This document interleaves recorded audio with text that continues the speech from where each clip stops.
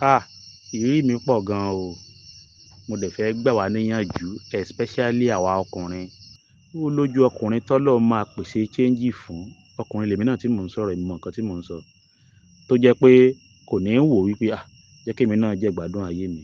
Ọ̀pọ̀lọpọ̀ tọkùnrin tí máa ń kó fi yẹn enjoy ni pé kó ní obìnrin míì láti bá ṣeré níta.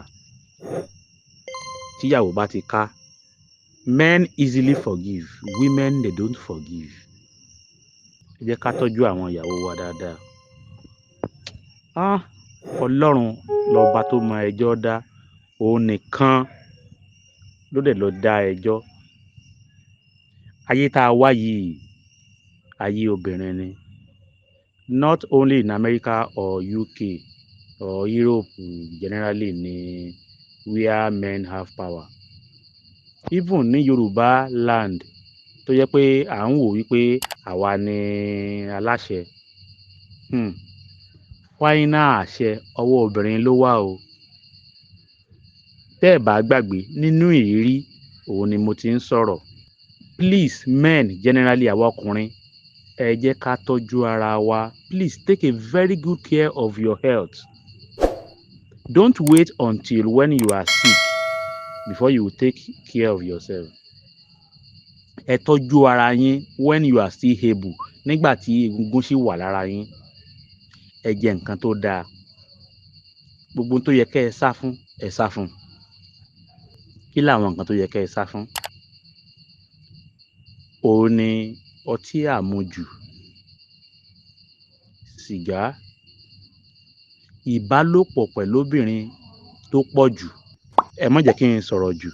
Kí ni nǹkan tó fa gbogbo àwọn àròyé yìí?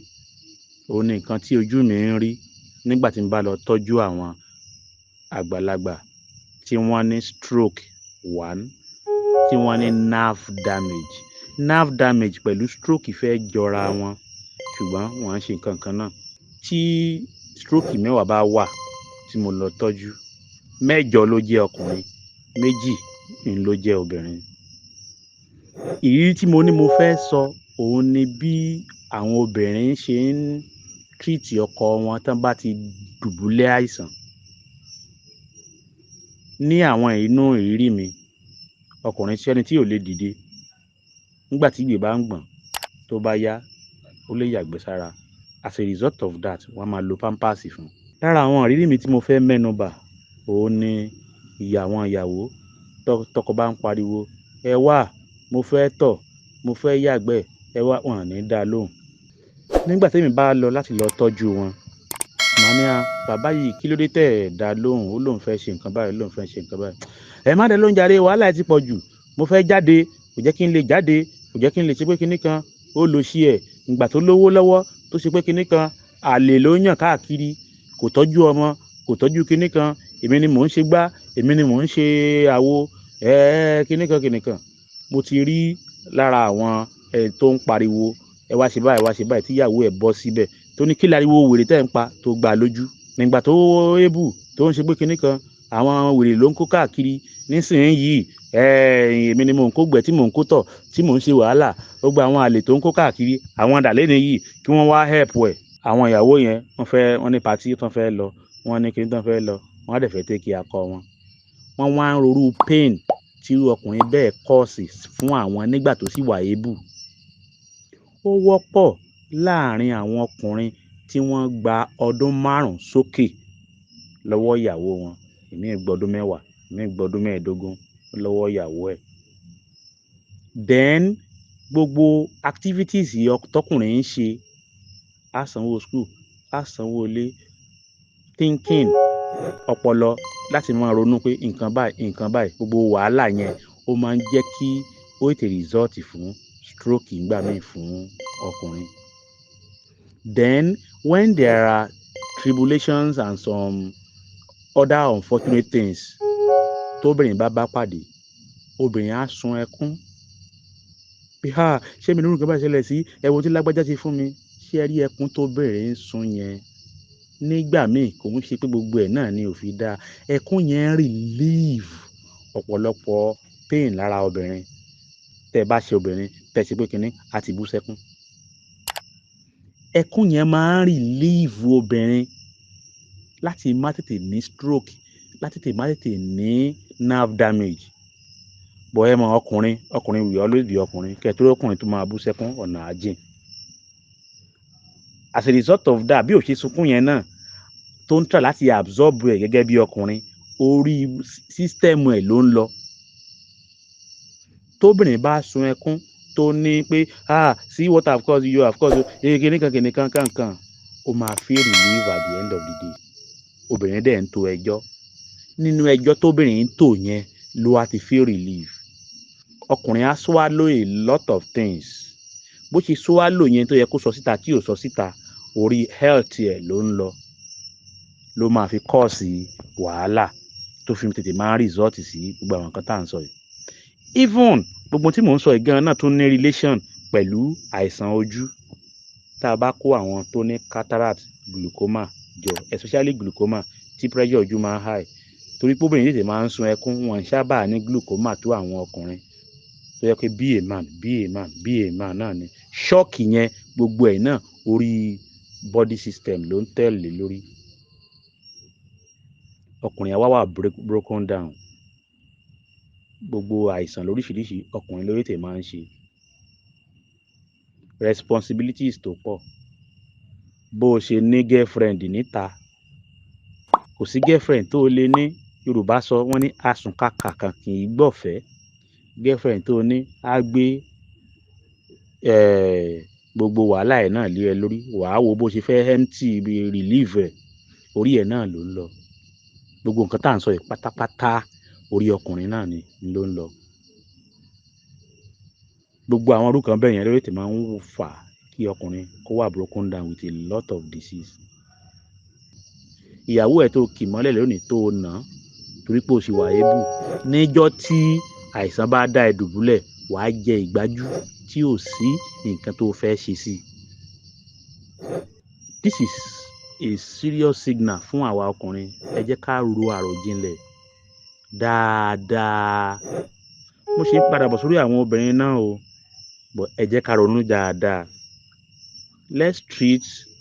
Let's take a very good care of our health when you are still able. Not until tí àìsàn bá tó dá yín dùbúlẹ̀ lẹ́ṣẹ̀ máa rò wípé nǹkan báyìí ló yẹ kí n ṣe tí mi ò ṣe, nǹkan báyìí ló yẹ kí n ṣe máa tọ́jú ara mi. Ìgbà yẹn làwọn obìnrin ni wọ́n á ṣẹ̀ wá gbé true colour wọn jáde. I'm saying this because my wife is not even on this platform. Gbogbo nǹkan tọ́lọ́run bá fún ẹ lágbára láti ṣe, láti tọ́jú ọmọ, láti tọ́jú ìyàwó nígbà tí agbára wà lọ́wọ́ ẹ, gbìyànjú láti ṣe. Tó bá wá dọjọ́ alẹ́ tí nǹkan mìíràn bá wá ṣẹlẹ̀, tó bá wá go against ẹ̀yin obìnrin, ẹ jẹ́ ká fi sílẹ̀ fọlọ́run. Ó lójú ọkùnrin tọ́lọ́run máa pèsè change fún. Ọkùnrin lèmi náà tí mò ń sọ̀rọ̀, ìmọ̀ nǹkan tí mò ń sọ, tó jẹ́ pé kò ní wò wípé jẹ́ kémi náà jẹ́ gbádùn ayé mi. Ọ̀pọ̀lọpọ̀ ní tọkùnrin tí máa ń kó fi yẹn enjoy ni pé kó ní obìnrin míì láti bá ṣeré níta. Tíyàwó bá ti ká, men easily forgive, women they don't forgive. There is one man, mo lọ tọ́jú ẹ̀, wọ́n ti gbé travel lọ sí Indian, wọ́n ti gbé travel lọ sí UK, wọ́n ti lọ sí US fún treatment, kò wà okay. Wọ́n wá ní okay, ẹ jẹ́ ká gbé wá sí Nàìjíríà. Wọ́n gbé wá sí Nàìjíríà pé kán gbé wá kó wá kú náà ni. Wọ́n ti rí pé àwọn ti try best. Wọ́n wá ní ẹnìkan wà tó yẹ pé ìsìntò abá remedy, ẹ jẹ́ ká pé kó wá tọ́jú ẹ̀. Ìgbà tí mo wò ó, máa yẹn ní ó ní arthritis, ó ní stroke, ó dẹ̀ tún ní prostate all together. So wọ́n ti ń wò wípé ó ṣe ìwọ̀nba tó máa ṣe kó máa lọ. Nígbà tó yí tí mo rí gbogbo ìgbìyànjú tí mo mọ̀ nípa herbal ni mò ń gbìyànjú. Àfi bọ́lọ̀ ń ṣe máa ṣe ló bá di wípé ó ti ń tọ̀ sára lórí bẹ́ẹ̀dì, ó ní yàgbẹ́ sára. Gbogbo àwọn tí mo bẹ̀rẹ̀ sí ní lò fún, Ọlọ́run bá ní wípé kí changes máa dé bá, kò tọ̀ sórí bẹ́ẹ̀dì mọ́. The last physio tí mo lọ ṣe last tí mo jáde, tíyàwó ẹ ṣé gan o, mo dúpẹ́ lọ́wọ́ yín o, kìnìkan ẹ ṣé o, ó wá ń sìn mí síta bí gbàdúrà pé bóyá wọn appreciate mi. Bá a ṣe kúrò nínú ilé tá a bọ́ sínú compound, this woman is old enough to even be my mother. Bá a ṣe jáde sínú compound tó kémi àti ẹnìkan ló bá kúnlẹ̀. Doctor, ẹ jọ̀ọ́ mo fi Ọlọ́run ọba bẹ̀ yín, iyekíye tẹ́ ẹ bá fẹ́ gbà òun rẹ́dì láti fún yín.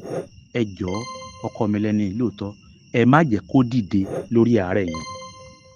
Òun ti ń wò wípé kò sí solution mọ́, ṣùgbọ́n nígbà tẹ́ bẹ̀rẹ̀ sí ní tọ́jú ẹ̀ yìí hope ti ń wà, ẹni tó ti ń dìde tó ti ń ṣe pé kínní. When he was able, lílù ló máa ń lu òun, girlfriend ẹ̀ pọ̀, ìgbésí ayé òun ò nítumọ̀. Ìgbà tí òun dá jókòó, I underline that statement, ìgbà tí òun dá jókòó lòun lálàáfíà. Ṣùgbọ́n ní ìsìn pẹ̀lú ìtọ́jú tẹ̀ ń fún yìí, ó ti ń ní àlàáfíà tóun sì rò wípé kò sí ẹni tó lè tọ́jú ẹ̀ tó lè lálàáfíà. Ẹ jọ̀ọ́ òun fẹ́ kẹ́ ẹ stop ẹ̀ kó má lè dìde mọ́. Gbogbo owó tẹ́ ẹ bá fẹ́ gbà òun á fún yín. Ọ̀rọ̀ yẹn bà mí lọ́kàn jẹ́, ó bà mí lẹ́rù bẹ́ẹ̀mi náà níyàwó nílé. Ìṣe tẹ́rọ, ìṣe kìnnìkan ló ń ṣe gbìyànjú gbogbo agbára wọn tí wọ́n fi bóun dá jókòó. Ẹ̀yin lẹ wá dé sìn gbogbo táwọn ti gbé lọ sí Amẹ́ríkà táwọn ti gbé kìnnìkan, owó tí ò lè ná gbà yẹn owó náà lórí health ẹ̀ nísìnyí, owó sì wà lọ́wọ́ ẹ̀ ṣùgbọ́n òun ò fẹ́ kó rìn kó wà bó ṣe wà yẹn ló pé òun. Look at marriage that is more than 50 years. Tíyàwó dẹ̀ ní wípé bóun ṣe fẹ́ kọ́kọ́ òun wà nìyẹn. Tẹ́ ń tọ́jú ara yín in terms of herb, ẹ máa tọ́jú ara yín spiritually. Gbogbo spiritually tó ní kálukú bá mọ̀ ni ọ̀nà kan náà ni ti in terms of Islam, ọ̀nà kan náà ni ti Christian, ọ̀nà kan náà ni ti ṣẹ̀ṣe. Tí ò bá sí ọ̀tá ilé tó dé olé pani, inú ilé òun ni a ṣe ní gbé, ẹ̀yìnkùlé lọ̀tá wà. Just imagine this man tóun bá tiẹ̀ ń rí lọ́kàn pé ọ̀tá ló ń ṣe òun, a máa ronú síta, kò mọ̀ pé ìyàwó òun gangan tóun fẹ́ sínú ilé òun ló ń ṣe òun. Àwa ọkùnrin ẹ jẹ́ ká ní àròjinlẹ̀. Torí pé ẹ̀ ń yálè, ìyàwó yín ń ká lórí fóònù yín, má bínú, mi ò ní ṣe bẹ́ẹ̀ mọ́, kó forgive yín o. Ó di ọjọ́ alẹ́ kó tó yó ní búrẹ́dì pé awọ orí òun lòun ń tà. Ẹ jẹ́ á ní àròjinlẹ̀. Take very good care of your health now and plan for your old age.